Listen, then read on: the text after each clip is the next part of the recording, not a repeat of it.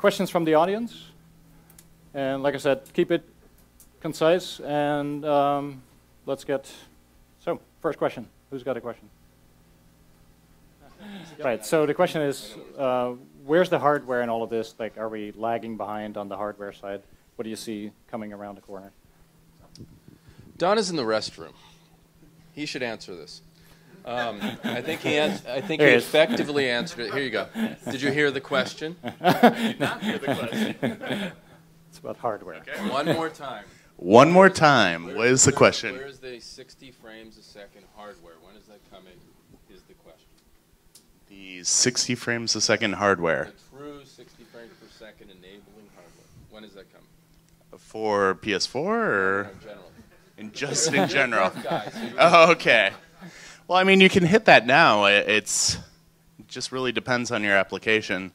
So, I mean, it's there. You know, you can boot up the FPS tracker and actually see what you're doing. And you can certainly hit 60 FPS, but yeah, I'm not really sure what we're getting at here. All right, I'm going to add to that. I think Don already answered it. Here's the thing. Any application you write can run at 1 frame per second on really good hardware. It's all about how you write the software. Don spoke about it earlier. So yeah, there's going to be some sensitivities. Some devices are going to run faster than others. But in general, I think you need to performance profile for any device you're building for, and you can get 60 FPS on anything if you build your application correctly. He doesn't want to touch that. Next.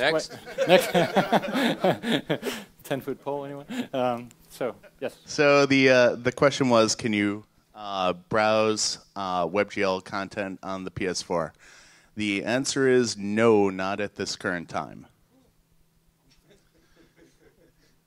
Don't look at me like that. Follow-up, why? I mean,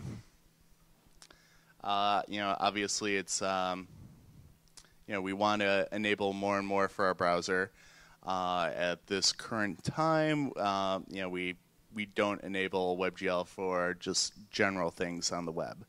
That could potentially change at some point in the future, but I can't really say when or where or why that would be the case.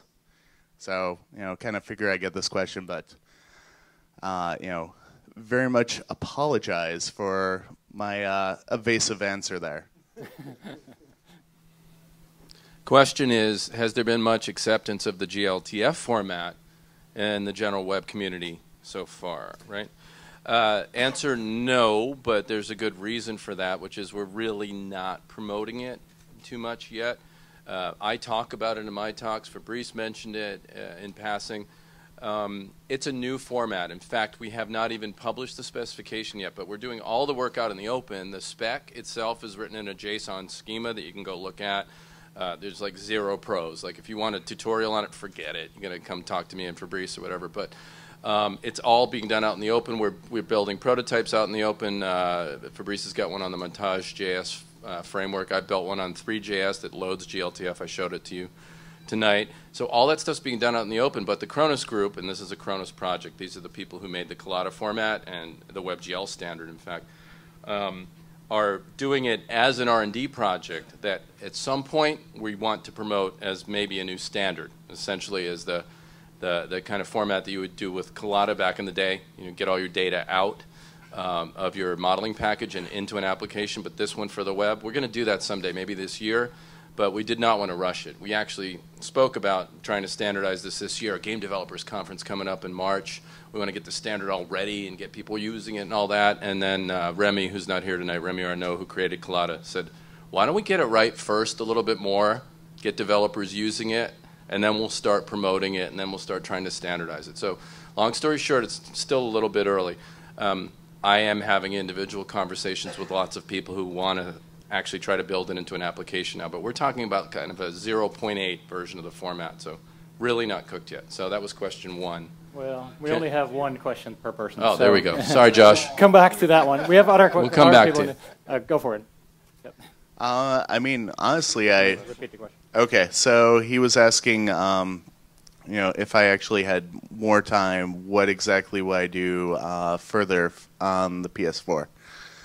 I mean, I really felt as though I hit all the things I kind of wanted to hit in terms of the whole optimization thing. Obviously, there's a lot of other people's code involved because this was basically a port. I mean, if I were doing the whole thing, me, myself, and I'd probably avoid JavaScript and probably go with something like Dart, especially now because at this point in time, it's better to think of JavaScript as nothing more than an assembly language and use the tools and languages you actually feel productive in. So in that sense, I feel a whole hell of a lot more productive in Dart, and I did kind of want to go that route, but didn't want to add any additional overhead because I was interfacing with a bunch of JavaScript code. Okay. So the demo I showed earlier, the Unreal Engine demo, was done with this technology called Mscripten. Mscripten takes code that has been compiled by a C compiler or C++ compiler into what they call intermediate code. It's basically bytecodes that ultimately get turned into machine language by the time the executable has been linked. So if you're building something for Windows or the Mac, you'll use a C compiler, and ultimately you'll get machine code, but it goes through this thing called LLVM, an intermediate code. Mscripten takes that LLVM and somehow miraculously turns it into JavaScript that can be executed in your web browser. The tool was built at Mozilla, the Firefox folks, and they actually have done a bunch of different ports and projects with it, the most notable one being this Unreal Engine level I showed you. They did this in a week. Now, I'm sure this was a week of like 5 people on each team from Mozilla and Unreal, Epic Games. I'm not, I don't have the details on that, but I'm guessing. I mean, because it's pretty involved. I am now currently working on an Mscripten project myself, so I could tell you firsthand. I went back and did something I haven't done and didn't think I would do for years, which was get a Windows machine. I'm even running Windows 8. I won't say any more. I got a C++ compiler. That was okay. I mean, it's been a few years, but I did it. I compiled stuff, and then I ran this Mscripten tool on it, and it actually is working, and I've spent about 2 weeks on this project I'm on. I can't say what it is. And it's not well documented. My biggest complaint, if anything, is the tools seem to work, but you got to spend a lot of time kind of trying to intuit what's going on. But what I showed you, that 60 frames a second, well, 30 on my machine, but I've seen it running on 60 on some higher-end hardware, does a great job. I mean, we're getting this really great frame rate from something that, if you think about it, I don't know if you know Unreal, the app itself, the games are built in a scripting language. So we not only have C++ code compiled into JavaScript, the JavaScript itself is running a language interpreter for Unreal Script, which the game was written in. So we have a cross-compiled application that's got an embedded scripting language interpreter running in it. And if any of you guys know what interpreters are, you know that's a big deal. And that was, I mean, you saw it yourself. That was kind of amazing. So long story short is Mscripten is great, but you've got to suffer through a lot of lack of documentation, and Google's your friend on that one. I mean, there's a lot of people out there who've suffered through the same problems as you, and that's what I've been doing this week. So there you go. Okay, so me coming from the real-time communications aspect, I think... communicating from history. No. Yeah, time. Yeah. So the first question, the question was, what is the question that I should be asking a year from now? What are the challenges going forward, right? So one of the biggest hypes these days is connected devices, right? This is where real-time communication plays an absolutely critical role. How it's all done, how it's all managed. We have these gazillions of devices out there. Another absolutely critical question in this space is security. Once you open up your home, you open up your health, you open up basically your personal stuff, that's going to be absolutely crucial. And then the question is, what happens when things just don't work? Like you are on a subway or you are on an airplane. These are kinds of the tough questions in our space. I think in a year from now, I'm going to be asking this. Why are people still writing JavaScript to do basic stuff? Why am I not, why am I not just authoring with tags? I mean, JavaScript's fine, or pick your language, Dart, whatever. Why am I not just creating content fluidly, just in a web browser, 3D, multimedia content, the way I used to, with some HTML tags? I mean, JavaScript's great, Canvas is great. God bless all these APIs. We wouldn't be where we are without them. But why am I solving the same problems I was last year? So in a year from now, if there aren't tags for doing your 3D and your other rich media, I'm going to start asking those questions. Well, actually, with yours, I mean, some of the stuff with Polymer looks very promising. I believe there are actually some demos where you can do that sort of thing already and just sort of do markup in 3D. So it could very well be a thing. But Don, yep. What will you do next year? That is a very good question. Don's boss is in the room. Yeah, exactly. Well, I mean, more or less with the webs, where it's going, I'm very interested in how we can build better applications on the web. WebGL is certainly awesome, and I enjoy it, yet you're like, get to the point already. Thank you, Teo. I'm more or less interested in seeing where the web goes, how we're going to push it, and sort of what the new technologies are. How are you going to push it?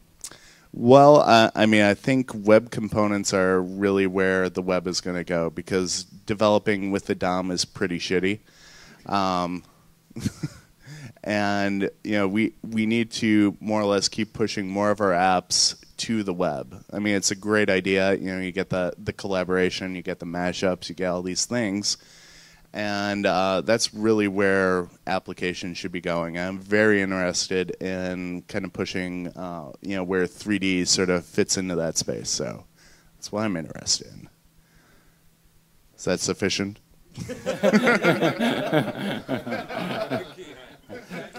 Right. What I think is interesting here is that what we do now when we start defining these ways to work with the web and WebGL is that we have a great responsibility in doing so, because we will define how people will work it, and that means that we will define if this will be a good thing, if it'll be the next big thing or not. But it's also a great responsibility. It is a great responsibility, but it's also a great opportunity to do that. So in a year, I think we need to ask ourselves, did we succeed? And when it comes to the whole organic ecosystem kind of view on it, as you said, we need ways to push our apps through. We need ways to connect the publishers with the creators. And even if you don't know what you're doing, you should be able. Because as you said, even people that have no idea what the web is or haven't seen a browser before should be able to get in touch with publishers if they have great content. So I think that's going to be a great big challenge in a year from now. I'm probably just going to be wondering how I can make like digital caffeine so I don't have to go out and buy it anymore. That's it. I think I'd be wondering, what's my spot on the waiting list for the next SFHTML5 event? All right, so I think we have time for one more question, and then we go off to the raffle. And for those of you in the overflow rooms, look at the camera, you'll see over there, you can come in here for the raffle to make it easier so we don't have to call out all that. So one more question. Who's got the final question? Okay, maybe your second question. All right.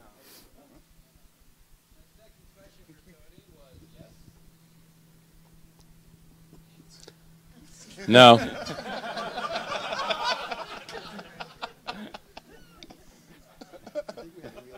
All right, there was someone else getting up there. Yep, okay, go ahead.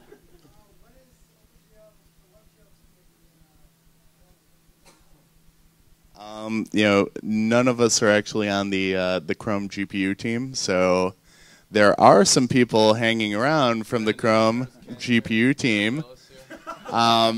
One might be hiding themselves in the back. So, yeah. Ken. Yeah, ladies and gentlemen, for those who don't know him, this is Kenneth Russell. He's the WebGL Working Group Chair, and he works at Google. and he makes WebGL that works in Chrome, which is awesome. So, Ken, you going to give us a sneak peek at WebGL 2? Okay, so first of all, Tony gives me far too much credit. Where's Brandon and Vangelis? Okay, so those guys back there, please stand up and wave. So Vangelis, this is Brandon Jones, who did many of the really super cool WebGL demos, including iOS Rage in WebGL, who is now a member of our team. Thank you for joining. And Vangelis Kokevis, our boss. Please tell him how great we are. Thank you very much. You're awesome. Right. Okay, so Tony gives me far too much credit. You know, there's this joke about the parrot who's the chairman. It's like, oh, we don't know what he does. Just they call him chairman. It's funnier if you tell the joke. So WebGL 2. All right. So Cronus released a new version of OpenGLES that runs on your mobile phones, and most phones that are coming out now actually have this standard. It's a vast improvement over the previous version that's on previous generation of mobile devices and what WebGL is currently based on. At Google and at Mozilla and at Apple, we've been working on getting the baseline current WebGL really robust. We had some bugs in Chrome. In Chrome 29, you may remember, WebGL was not, it was flaky on Windows. That's a real problem because you developers cannot deploy your content in confidence, knowing that maybe it'll break on some browsers. Then you fall back to something else, Canvas, you know, something 2D. You have to redesign your whole app because you can't rely on the new technology. So at Google anyway, we've been working on retrenching and really making sure that that baseline is robust, and we're almost done with that big push. So the next big push will be finish the WebGL 2 spec, really get to work on the implementation. And I said this in a meetup early, you know, a year ago or 6 months ago, saying, wait 6 months. And now I'm saying, well, just wait another 6 months. But we're getting there. And I think that the testing infrastructure will be much better so that you can be guaranteed that you're going to be able to deploy this stuff immediately as soon as it's turned on. What will it happen? What will it do when it grows up? Take over the world. Yeah, I think it'll probably, you know, reach mid-adulthood and then need some coffee with milk in order to stay awake or something like that. So it'll do its own turbulence simulations on the GPU. Pretty sure. Pretty sure. Sorry, say that again? It'll be doing its own turbulence simulations on the GPU for its own milk and coffee. Yeah, that's what WebGL 3 is going to do.